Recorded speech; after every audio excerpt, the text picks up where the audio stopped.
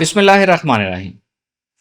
ہمیں آج تک رزق کا درست عقیدہ، درست نظریہ، درست کانسیپٹ ہم تک نہیں پہنچ پایا، جس کی وجہ سے ہم رزق میں، مال و دولت میں، پیسے میں، پاور کمانے میں، اچھا سٹیٹس کمانے میں ہم لوگ کمزور ہیں۔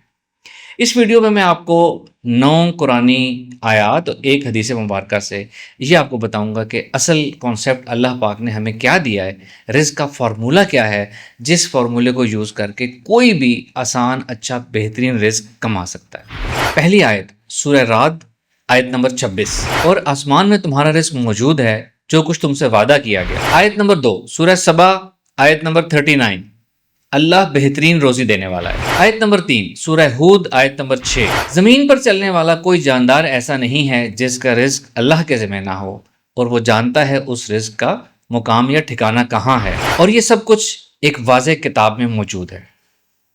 یہ جو پہلی 3 آیات میں نے آپ کو بیان کی ہیں نا، یہ اصل رزق کا فارمولہ ہے۔ اس میں کیا چیز ہے کہ اللہ تعالیٰ خالق ہے، اس نے مخلوق پیدا کی ہے، اس کے رزق کا سبب بھی اللہ نہیں پیدا کرنا ہے، جو کر دیا اللہ تعالیٰ نے، جو خالق ہے وہی رازق ہے۔ اللہ تعالیٰ بہترین روزی دینے والا ہے، اور آسمان میں جو رزق موجود ہے جس کا وعدہ کیا گیا۔ یعنی یہ 3 آیات کی سمری یہ ہے جو میں آپ کو کانسیپٹ دینے لگا ہوں کہ اللہ تعالیٰ بہترین روزی دینے والا ہے، اور ہر ایک کا رزق اللہ کے ذمہ ہے۔ اس کا مطلب یہ ہے کہ اللہ تعالیٰ نے اس کائنات میں تمام جانداروں کے لیے، خاص طور پہ انسانوں کے لیے، رزق کا ایک بہترین فارمولہ بنا دیا، ایک بہترین سافٹ ویئر بنا دیا۔ اس کے اندر ڈیفرنٹ رولز اینڈ ریگولیشنز رکھ دیے۔ جو ان ریگولیشنز کو زیادہ فالو کرے گا، زیادہ اچھے طریقے سے ان کو اپلائی کرے گا، اس کا رزق زیادہ ہونے کے امکانات اتنے ہی زیادہ ہو جائیں گے۔ ہم عام طور پہ اس آیت مبارکہ کا مطلب یہ لے لیتے ہیں کہ اللہ بہترین روزی دینے والا ہے۔ اس کا مطلب عام طور پہ یہ لیا جاتا ہے کہ اللہ تعالیٰ بہترین روزی دینے والا ہے، وہ سب کو روزی دے گا اور سب کو بے حساب روزی دے گا۔ سب کو روزی اللہ تعالیٰ دے گا، اللہ تعالیٰ کا وعدہ ہے۔ لیکن بہترین رزق دینے والے کا مطلب ہے کہ اللہ تعالیٰ نے رزق کا فارمولہ بہت پرفیکٹ بنایا ہے۔ جو اس کی ایک ایک جز کو اپلائی کرے گا اتنا ہی فائدہ اٹھائے گا، اور جو بالکل اپلائی نہیں کرے گا اس کا رزق بہت کم ہوگا، نہ ہونے کے برابر ہوگا۔ عام طور پہ کہا جاتا ہے کہ اللہ پرندوں کو بھی رزق دیتا ہے، اللہ ایک پتھر میں کیڑے کو بھی رزق دیتا ہے، اللہ تعالیٰ تمہیں بھی رزق دے گا۔ یہ موٹیویشن سپیکرز عام طور پہ بیان کر رہے ہوتے ہیں۔ میرا یہاں پہ یہ پوائنٹ ہے کہ بے شک اللہ تعالیٰ پتھر میں کیڑے کو بھی رزق دیتا ہے، پرندوں کو بھی رزق دیتا ہے، لیکن یہ مت بھولیں کہ پرندے بھی بھوک سے مرتے ہیں، پرندے بھی پیاس سے مرتے ہیں، پرندے بھی گرمی سے مرتے ہیں، جانور بھی بھوک پیاس سے مرتے ہیں، اور جانور تو اکثر دوسرے جانوروں کا رزق بھی بن جاتے ہیں۔ تو یہ ایز اٹ از اتنا سمپل نہیں ہے کہ اللہ تعالیٰ سب کو بہترین رزق دے گا، یکساں ایکول کر کے دے گا۔ رزق کے فارمولے ہیں، رزق کے رولز ہیں، جو ہم جتنے رولز اپلائی کریں گے اتنا ہی اچھا رزق ہمیں ملے گا، اور یہ فارمولہ تمام جانداروں کے لیے ہے۔ اور جو یہ آیت مبارکہ میں آتا ہے کہ یہ ایک واضح کتاب میں موجود ہے، یہ بھی اللہ تعالیٰ نے انسان کو سمجھانے کے لیے کہہ دیا کہ واضح کتاب میں موجود ہے۔ یہ اصل میں ایک ڈائمینشن میں جو ہے سب کچھ واضح ہے، موجود ہے۔ جب اللہ تعالیٰ نے آدم کی تخلیق کی، اللہ تعالیٰ نے دیکھ لیا، آدم کو اختیار دیا کہ وہ کیا کرے گا، اور وہ سارا کچھ ایک جگہ لکھ دیا۔ اس کو ہم کہتے ہیں لکھا ہوا۔ ایسا نہیں ہے کہ پہلے سے لکھ کے پروگرام کر کے ہمیں بھیجا گیا اور ہم اس سے آگے پیچھے کچھ حاصل نہیں کر سکتے، کچھ ایفرٹ نہیں کر سکتے، بلکہ ہم کیا ایفرٹ کریں گے، اللہ تعالیٰ نے یہ جان کر ایک جگہ لکھ دیا۔ اور ہم اس بات کو غلط استعمال کرتے ہیں کہ جی سب کچھ لکھا ہوا ہے، زیادہ محنت کرنے کی ضرورت نہیں ہے۔ یہ غلط کانسیپٹ۔ اور آگے چلتے ہیں، سورہ ملک، آیت نمبر 15، وہی اللہ ہے جس نے زمین کو تمہارے لیے نرم کر دیا، اس میں گھومو پھرو اور اللہ کا رزق کھاؤ۔ یہاں اب نیکسٹ لیول فارمولہ آ رہا ہے۔ اللہ نے تمہارے لیے زمین کو نرم کر دیا، ظاہری مطلب یہ ہے کہ زمین زرخیز ہے، زمین میں اناج اگتے ہیں، پھل اگتے ہیں، اس نرمی سے فائدہ اٹھاؤ، کاشتکاری کرو اور رزق کو استعمال کرو۔ ایڈوانس اس کی ڈیفینیشن کیا بنتی ہے کہ اللہ تعالیٰ نے اس زمین کے وہی جو رزق کے رولز بنائے ہوئے ہیں، اللہ تعالیٰ نے انسان کے لیے اس کو ایکسیس دے دی، ان کو ایکسیس اوپن کر دی، ان کو آسان کر دیا حاصل کرنا۔ اب ہم نے اس زمین میں گھومنا پھرنا ہے، مطلب ان رولز کو ہم نے ڈھونڈنا ہے، اس رزق کے رولز کو ہم نے اپنے اوپر اپلائی کرنا ہے، اور پھر رزق حاصل کر کے ہم نے اس سے فائدہ اٹھانا ہے۔ اور آگے چلتے ہیں، سورہ قصص، آیت نمبر 77، طویل آیت ہے۔ اس میں اللہ تعالیٰ فرماتے ہیں، اور دنیا میں اپنا نصیب لینا نہ بھولنا۔ ہمیں عام طور پہ اس کی تشریح، اس کی تفسیر، اس کا مطلب یہ بتایا جاتا ہے کہ دنیا میں جو نیک اعمال کرو گے وہ اگلے جہاں میں آپ کا نصیب ہوگا۔ یہ بات درست ہے، لیکن اللہ تعالیٰ کے ایک ایک حکم کی بہت وائڈ اپلیکیشنز ہوتی ہیں. اس آیت مبارکہ کے اس فکرے کا دنیا میں بھی مطلب ہے کہ دنیا میں بھی اپنا رزق اپنا نصیب حاصل کرنا ہے. وہ کیسے حاصل کرنا ہے؟ محنت کر کے، ایفرٹ کر کے، اسمارٹ ورک کر کے، پلاننگ کر کے، حسن تدبیر سے، ایکشنز کر کے، ڈیسیژن میکنگ کر کے، اللہ تعالیٰ کے اس دنیا کے تمام رولز کو یوز کر کے فائدہ اٹھا کے اپنا رزق اس دنیا میں حاصل کرنا ہے. یہ اسٹریٹ فارورڈ براہ راست ہمیں حکم دیا گیا ہے، جس کو ہم اگنور کر دیتے ہیں. اور آگے چلتے ہیں. سورہ نجم آیت نمبر 39، مشہور آیت ہے، آپ سب نے سنی ہوگی، لیس للانسان الا ما سعی. اس آیت کا عام طور پر ترجمہ ہی غلط کیا جاتا ہے. ترجمہ یہ کیا جاتا ہے کہ ہر انسان کو اس کی کوشش کے مطابق ہی ملتا ہے. پہلی بات تو یہ ترجمہ غلط ہے، دوسرا یہ حقیقت بھی نہیں ہے. اس دنیا میں بعض لوگوں کو کوشش سے بہت کم ملتا ہے، بعض لوگوں کو کوشش کے مطابق ملتا ہے، بعض لوگوں کو کوشش سے بہت زیادہ ملتا ہے. وہ اگلا جہاں انصاف ہوگا.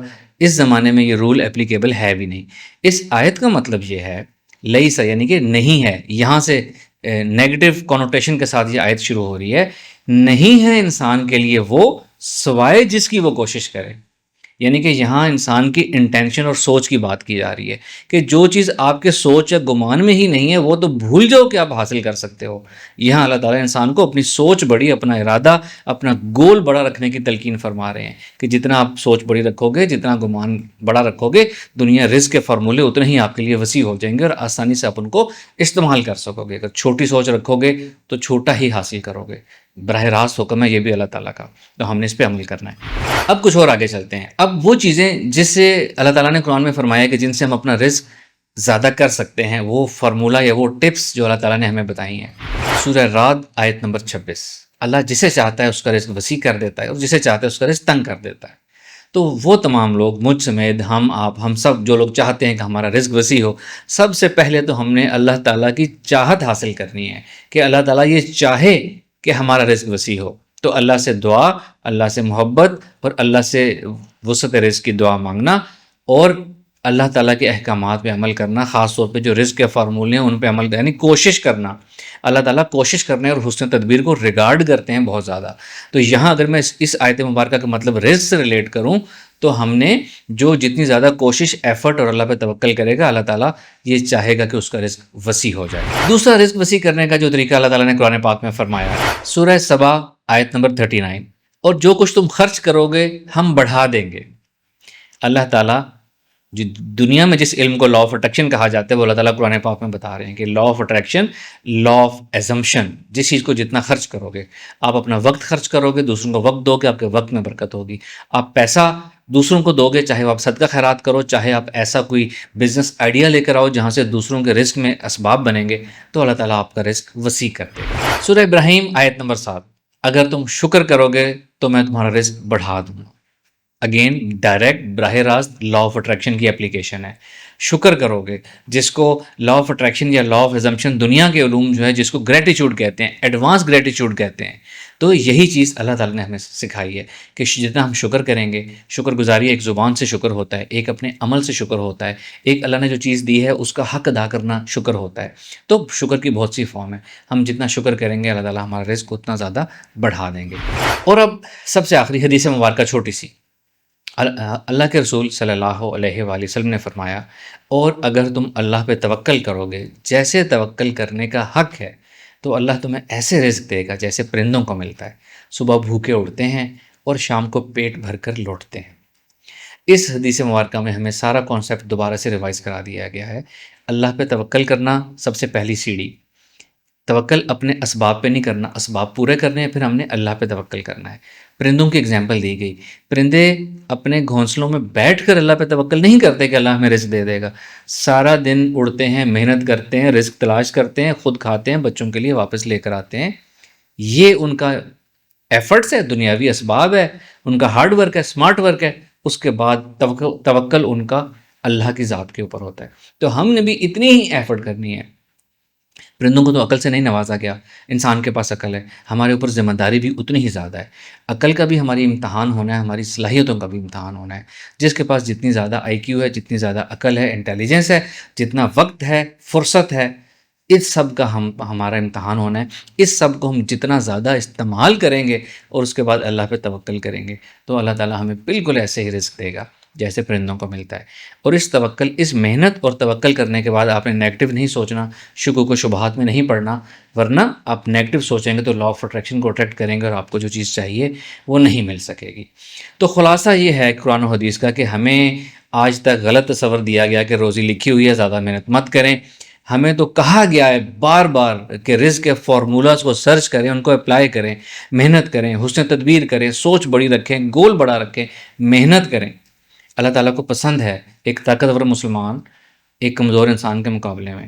اللہ تعالیٰ کو پسند ہے ایک پیسے والا مسلمان ایک غریب مسلمان کے مقابلے میں. یہ صرف ایک اسپیکٹ کی بات ہو رہی ہے، اعمال کی بات نہیں ہو رہی.